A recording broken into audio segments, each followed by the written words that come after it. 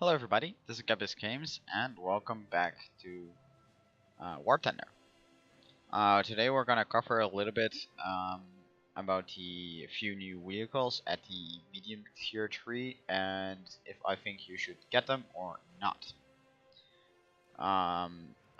First I'm gonna go over which ones are actually new. The new vehicles are the M50 Unto, self-propelled rifle M50.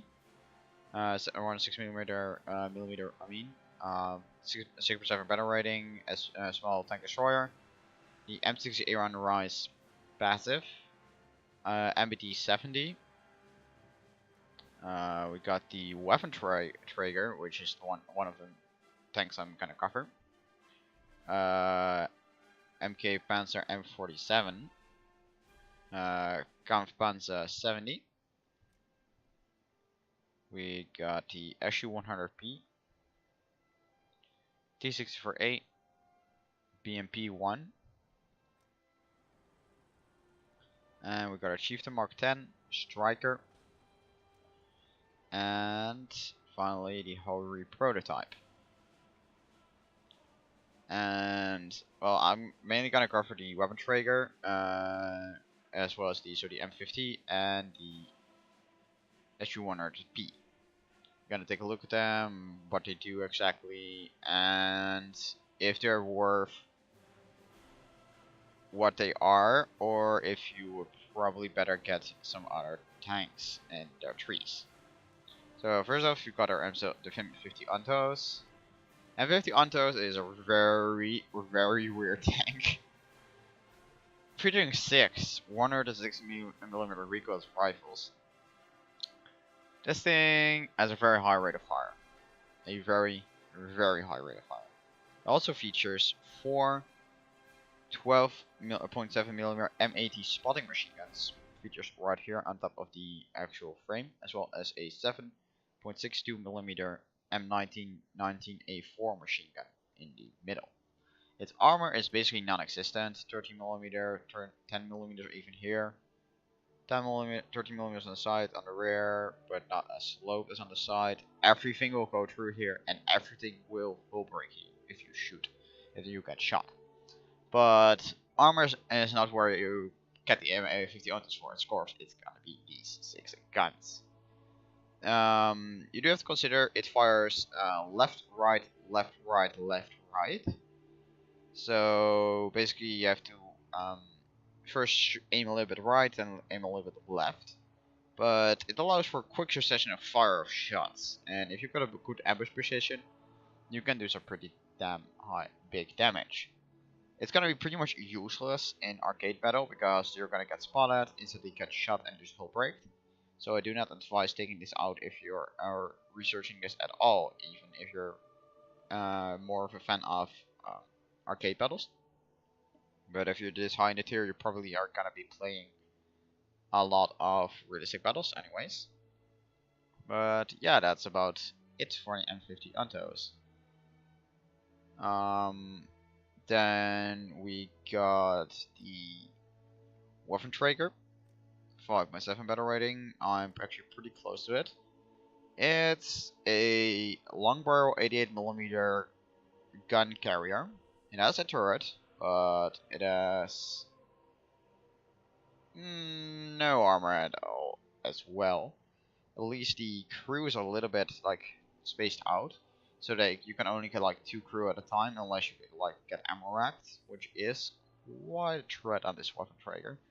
But this thing is 5.7 battle rating, and it features this KVK-43 gun, which is the same at 5.7, like on the Tiger, where you find Tiger 1, Pentaky.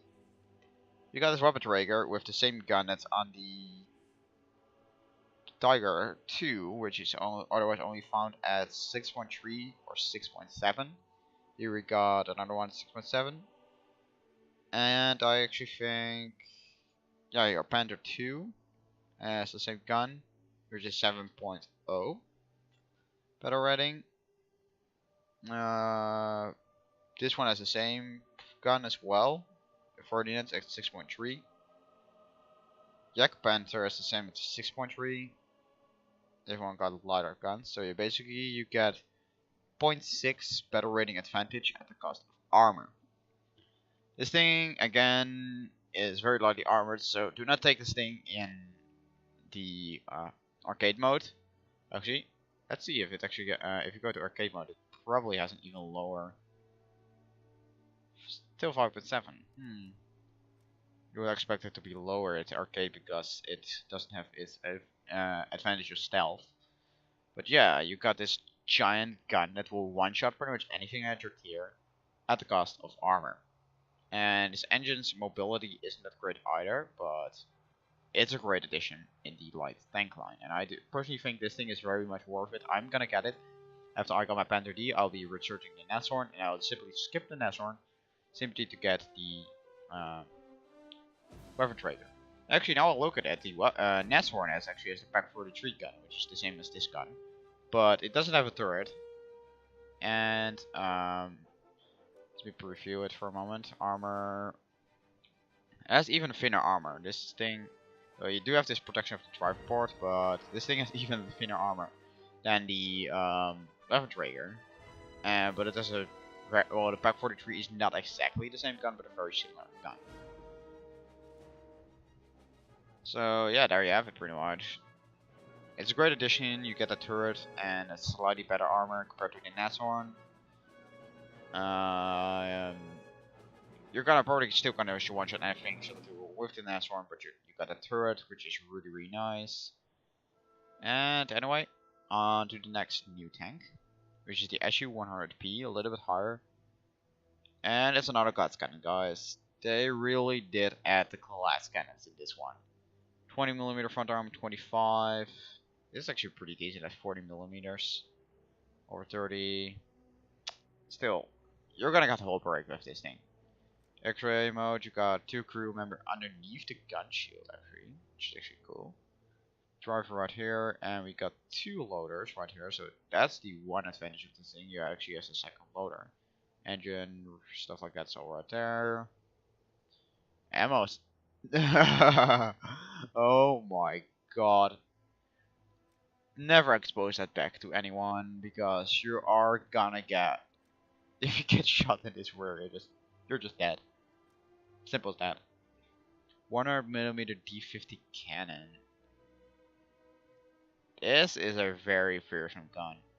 Really powerful, but this thing doesn't have a turret, very thin armor, and gotta watch out for it.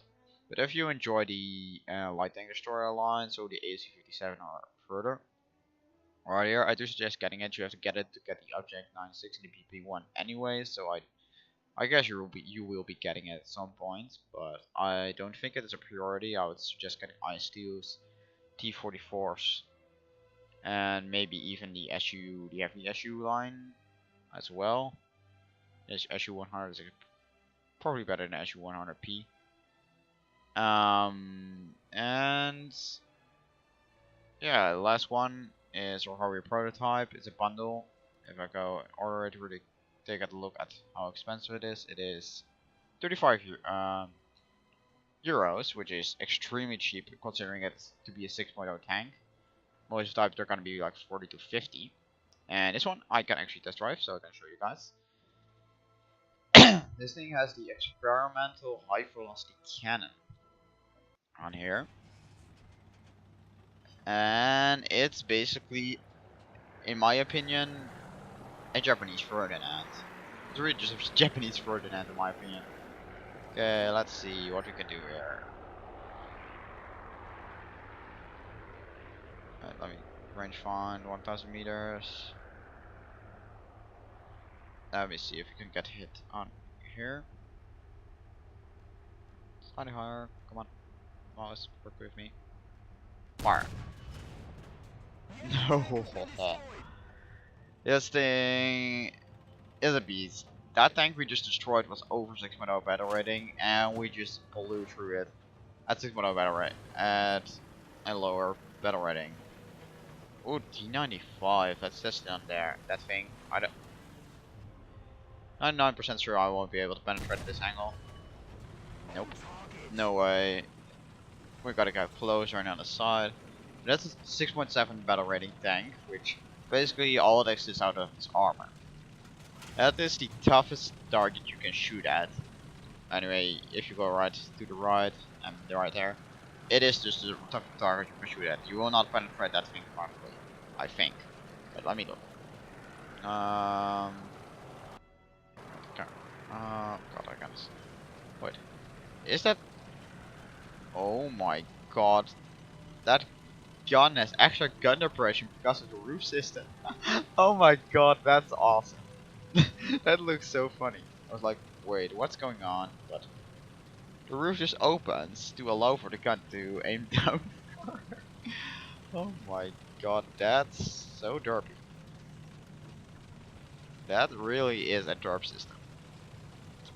So yeah, 300 meters, 1995 side armor. Let's see what we can do here.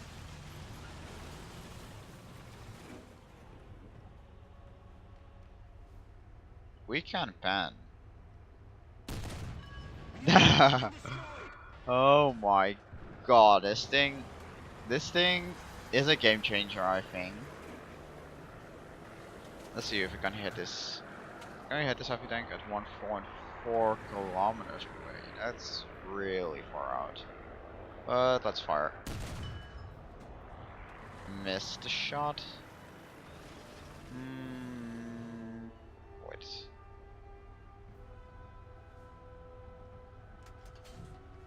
That's 4.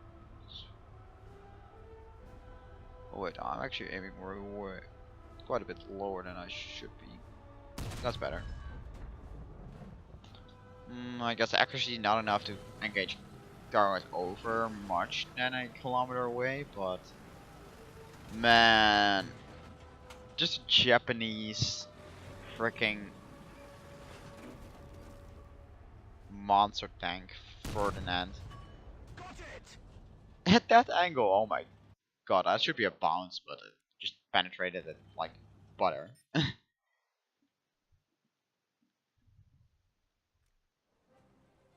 So yeah, if you're gonna grind out the tech tree right here, get T-Type 5 for your prototype. You want a 5mm gun in here. Wait, modifications, let's check. Type 2 APHE, experimental HE at 30mm armor penetration. Holy shit, that's a lot of armor penetration on a HE shell. But yeah, this APHE shell at 204mm of armor penetration is not great for 6.0. I mean, let's quickly take a look at the M26 Pershing, which is a medium tank, which you're probably gonna face quite often. 204mm.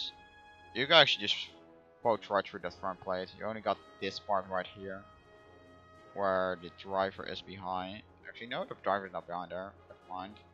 I thought the driver was behind there, but yeah, just shooting right here or right here through the front plate like butter.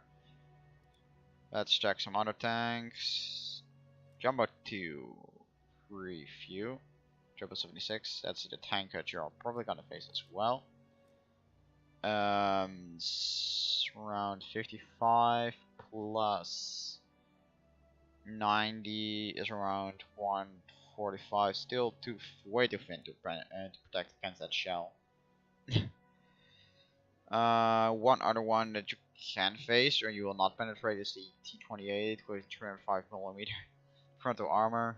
That's an exception, I guess. 41A1 is a light tank. Won't have any issues penetrating that. The only one I doubt they will be able to penetrate is the IS series, but let's check. IS-2 243 frontal plate. You won't penetrate that, but it has a 100mm frontal turret armor.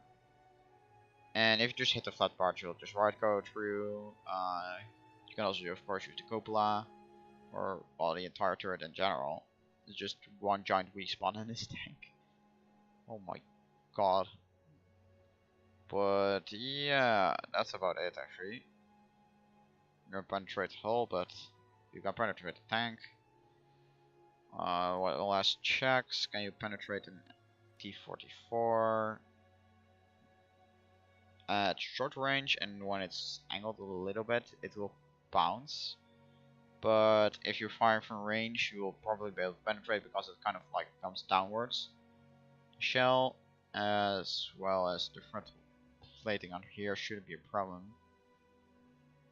So yeah, that's actually pretty much it for that tank.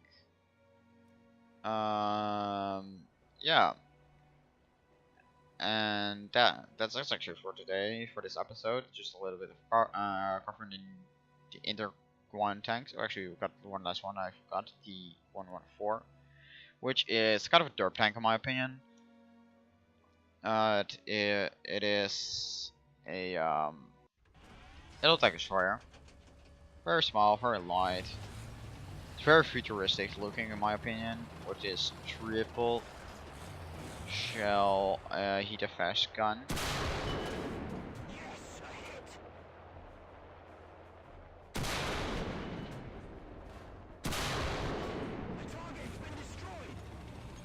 I was a reload after that for a little while, but let's see, can we penetrate the IS-4 at range? This is a heat shell, so range does not matter. We just went through an IS-4 frontal plate like it was nothing. Oh my god. This is such a tiny tank. For Rico's rifle that just goes through anything. Guys, Rico's rifle are the solution to how do we get a big gun on a small tank. Yeah. Gun elevation is pretty poor though. I cannot fire upward, like straight anymore.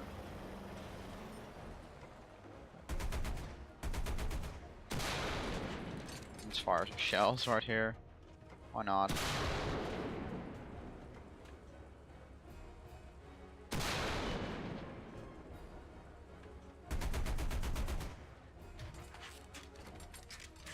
Oh well. This one only has a few clips of ammo, but it's very fast, gun is very powerful. Again, armor non-existent. It's premium, tier 5. And it's a pretty interesting tank in my opinion. 8,000 golden eagles. That's over 50 euros. Then you can better get it out of tier 5 one. Actually, if you're gonna do tier 5 one, let's take a look at this one. Panzer M47, where it's basically an M47 American tank taken in the German factory. Very fast turret rotation. Is the gun stabilized? The gun is not stabilized. That's a bummer. Yeah, but it will ban these things like butter. There's a coughing sound and it'll just go boom through it. There's an American M47 in the factory of the Germans. Oh, that was not a kill. Damn. I suspect I always have that one kill on the KV2 if I shoot the turret. This time not. Let's change directions a little bit. Angling and fire. This thing is rather inaccurate by the looks of it. Well, that's not that much of a great gun in terms of accuracy, but power and reload is very good. Those are about it. The tier 5 premiums are very good if you want to grind out tier 5, tier 6. So is your tier 4. I have a tier 4 premium right here, as well as my beloved T28. This is also one very interesting tank destroyer in my opinion. It's kind of hard to play if you don't know how to play it because it's so extremely damn slow. But yeah, that's really about it. These are the new tanks. I'm actually gonna do in the next few episodes. I'm gonna take some highlights, team setups for tanks about especially safe with battle ratings. For example, 6.7 battle rating, 5.7 4.7, 3.3. Those are very common setups at certain power score, and then take a look at what vehicles you have at that tier, every faction, and which ones are the best and easiest to use compared to others.